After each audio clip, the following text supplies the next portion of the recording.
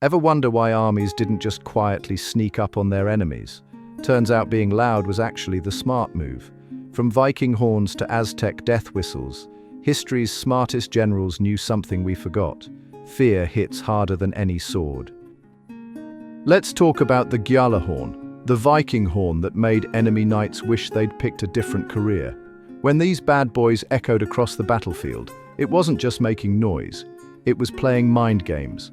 The horn created this deep, otherworldly sound that literally shook the ground.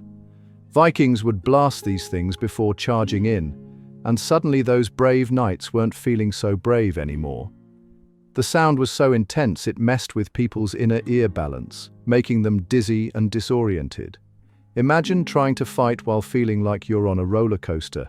That's what these horns did to enemy soldiers. Pretty clever for a bunch of guys everyone thinks were just about axes and beards. The Mongols. They took battlefield sound to a whole new level of scary. Their massive war drums were like rolling thunder on steroids. These weren't your middle school music class drums. We're talking about massive things you could hear from miles away. The Mongols would position hundreds of these drums around cities they were about to attack. At night, they'd start a slow, steady beat.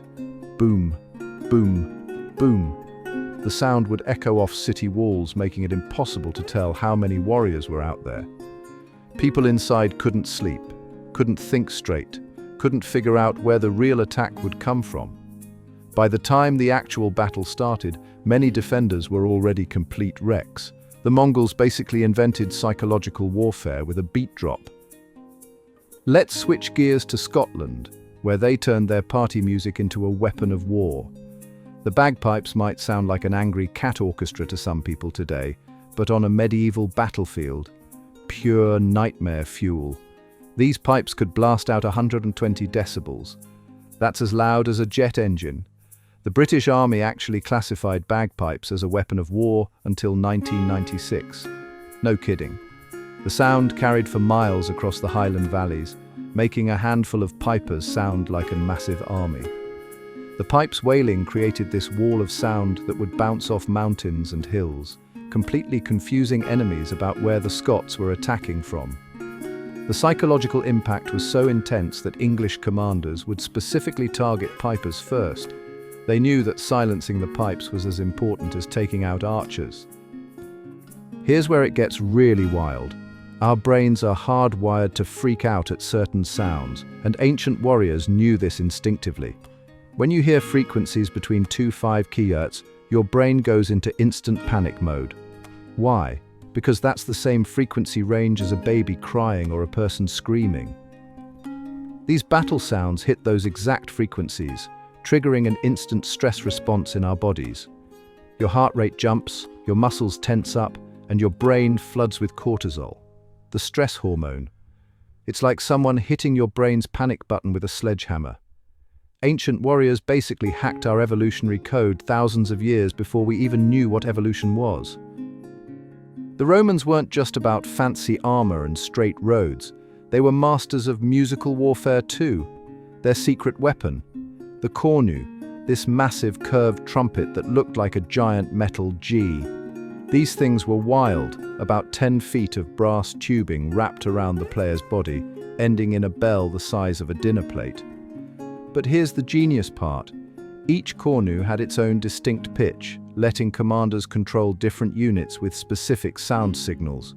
Imagine coordinating thousands of soldiers in the chaos of battle. No radios, no phones, just these epic brass monsters cutting through the noise. The sound was so powerful it could be heard over the clash of swords and the screams of battle. Plus, the psychological effect on enemies? Total game changer. The cornu's blast would echo off hills and valleys, making the Roman army sound absolutely massive. The Ottomans took military music and cranked it up to 11 with their Mater bands. Think of them as the world's first military orchestra of terror. These weren't just musicians, they were psychological warfare experts with instruments. The band would blast out this intense combination of drums, cymbals, and zurnas, think angry, medieval oboes, that could shake the ground for miles. The genius part? They played specific rhythms designed to match a soldier's heartbeat, then slowly sped up the tempo until everyone was in this wild battle frenzy. European armies actually tried to copy this system, but they couldn't quite nail that signature Ottoman sound that made enemies lose their lunch. Let's talk about the original surround sound system, war cries. The Vikings had this bone-chilling battle cry called the bear sark that made them sound like a pack of angry wolves. They'd work themselves into such a frenzy that they'd bite their shields and howl like wild animals.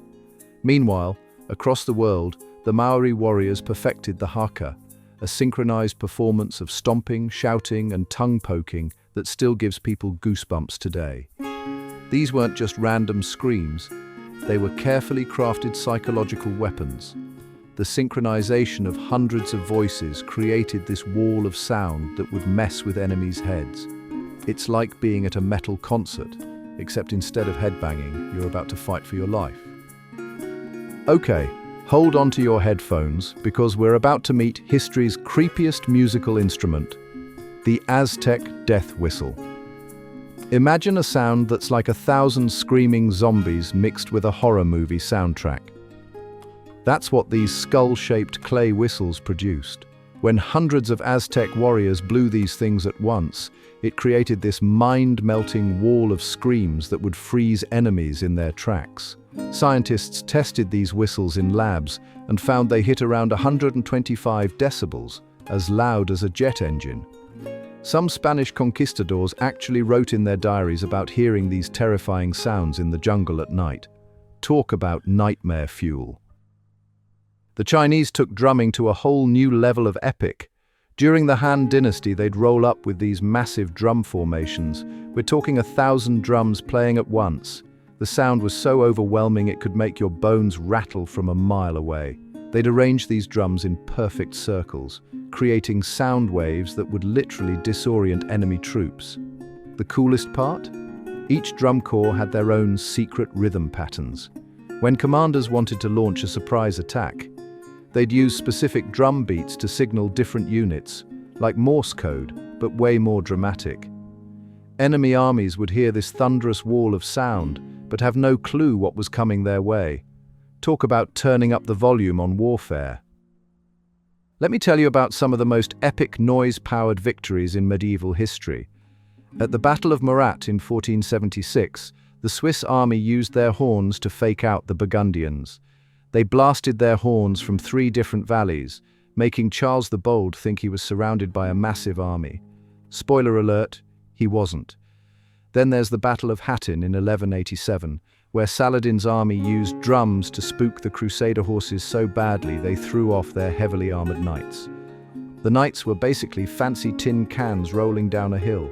But my favorite has to be the Battle of Falkirk.